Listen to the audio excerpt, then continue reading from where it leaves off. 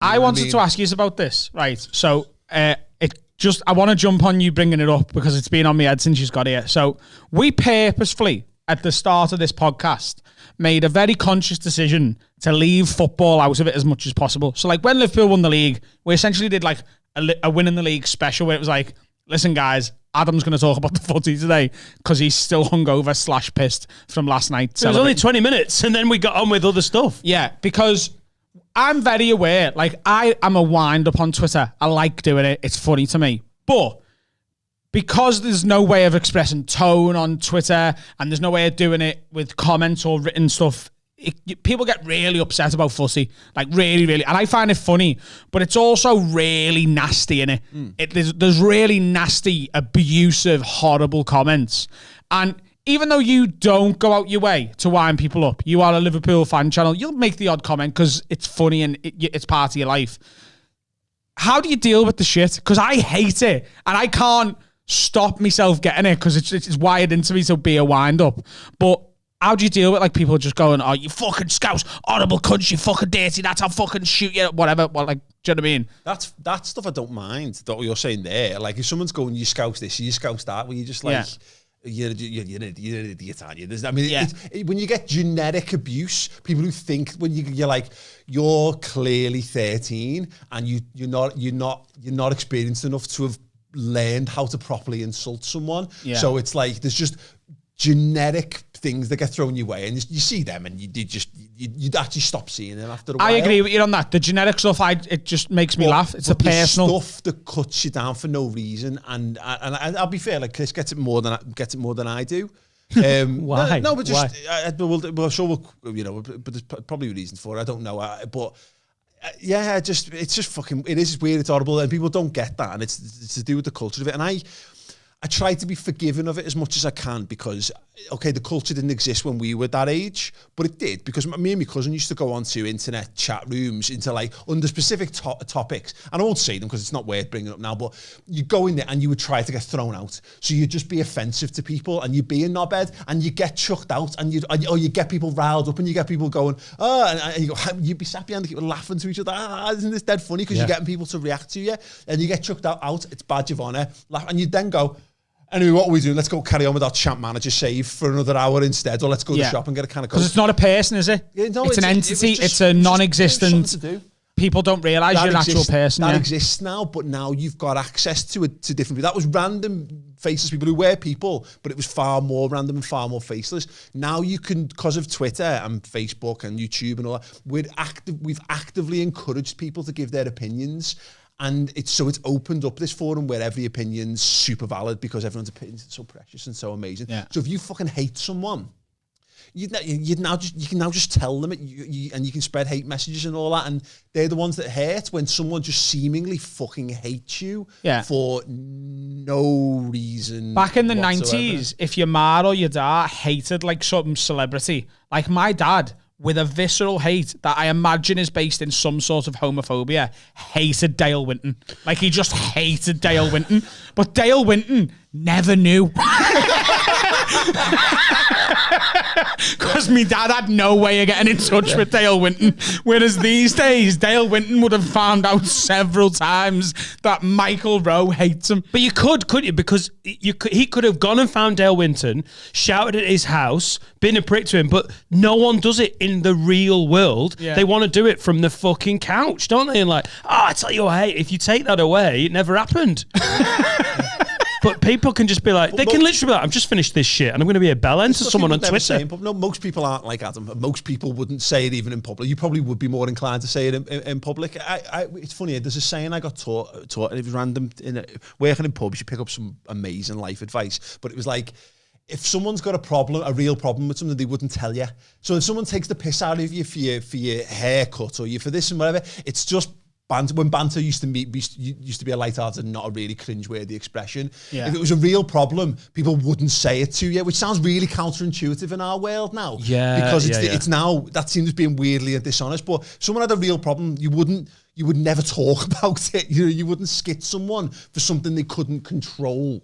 Yeah. Whereas you would take the piss out of other things. Whereas that's what's happened. The internet's allowed everyone to just be like, I can just say loads of dead, horrible things about people at any given moment. It's the out of blueness of it. You can be having the best day in your life. When we have it, and it's hard when you've got kids, I think it's even worse because you're on your phone a lot. We're all on your phone and everyone's got it, but you don't realise if you've not got like an active, probably doesn't have, most people's social media experience is not this. It's just a thing for you to view. It's actually just a passive experience. It's just a window into something. It's not back and forth. You can be playing with your kids and you'll pick your phone up and you might then get lost on Twitter. We all do it. Yeah. But then you've just got some random person tagging you in. And for me, it's when someone says something inaccurate.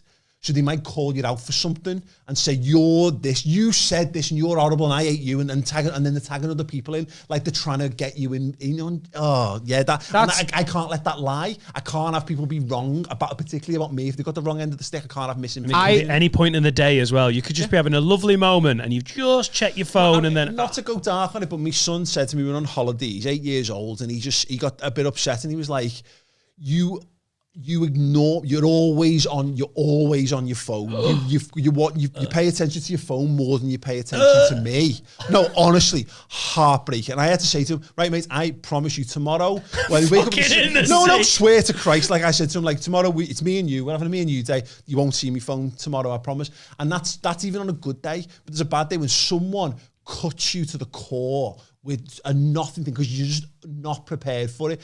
We can all take it, like being in a fight, we can all take a dig, but even a heavyweight, world-class heavyweight boxer, if you catch him with a fucking dig when he's not looking, you'll knock him spark out cold. Yeah. And that's what you've got to deal with, and that has the knock-on impact to your life is the hardest part of it. That thing about like when someone says something inaccurate, that is... For me, and we've spoke about this a couple of times. I try not to talk about it because it's not funny. Yeah. But that Mackey's thing from the start of this year, when I like didn't get into Mackey's and it caused this murder because I'd done like a stupid tweet.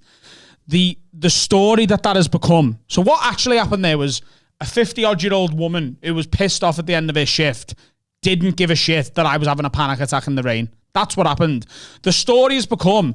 Adam Rowe volleyed a 12-year-old who worked in Mackey's because he wouldn't give him a McFlurry 5 minutes.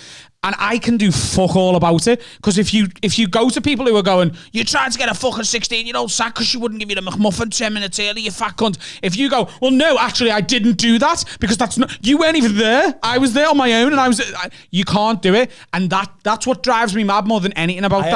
I had this last week. In fact, it was the build-up to Liverpool's last game of the season, and ITV went, you come and do an interview for whatever, Good Morning, GMTV, whatever the hell it is in the morning show. And I went, yeah, fine. Got up at 5 o'clock in the morning, go down to the docks, got interviewed. And the narrative was everyone's telling everyone to stay away from Anfield. So just so it's not bad PR for Liverpool. The managers come out, the captains come out, the whole club, it's their big push. And they said to me, what do you think about it?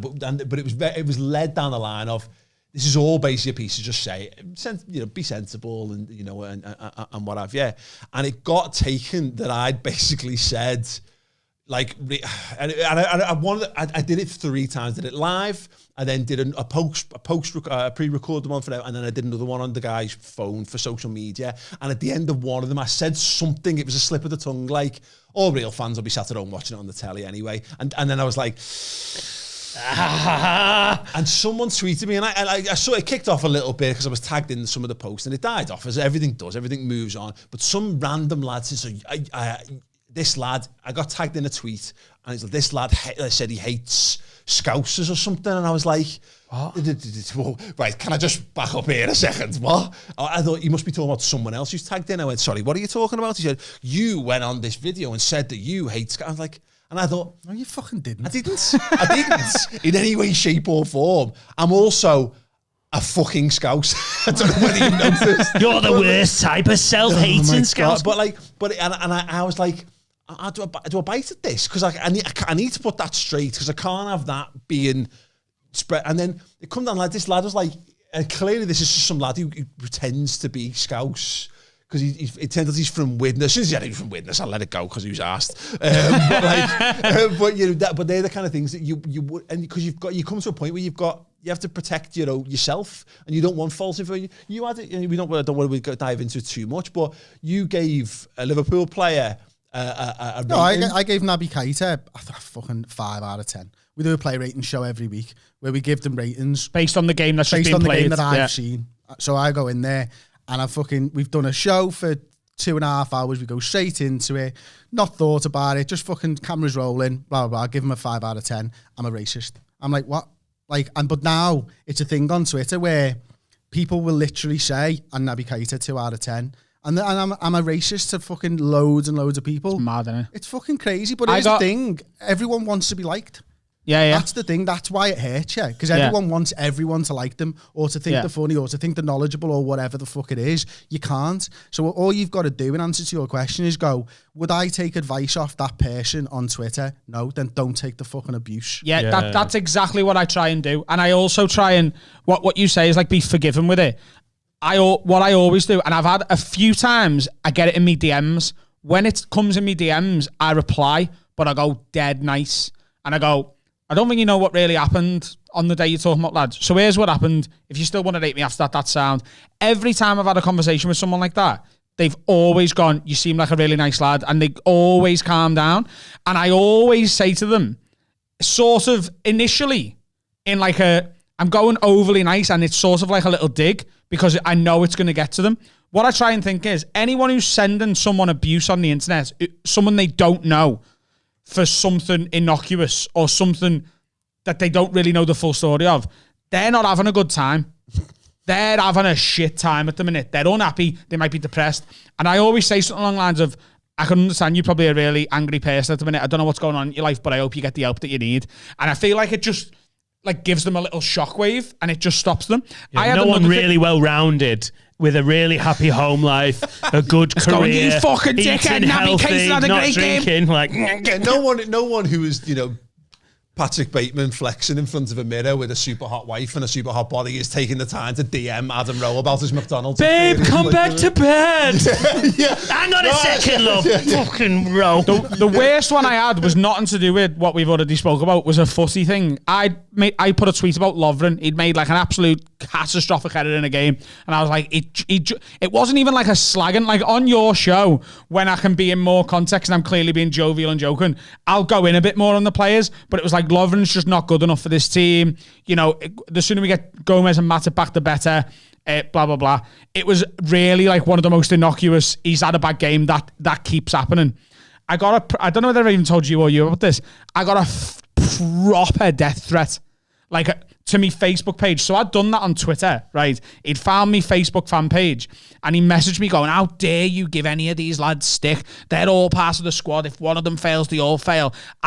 You don't know who I am. I've just got out of a mental hospital and I'm just looking for some cunt like you. And then he took a screenshot of me website with all my tour dates on. He was like, I know where you're going to be on these dates. And I sent it to my agent and I was like, what do we do? And she was like, look, it's an empty threat. It absolutely is. And you know it is. And obviously, looking back, you go, it obviously was. It's just someone blowing off steam. But she was like, but we will let every tour venue know. Like, I'd sent her photos of the guy. Could you imagine Cardiff? And ladies and gents, welcome on stage, comedian Adam Rowe. First minute in, and all you hear from the back is, the fucking t-shirt! And then just comes down the middle of the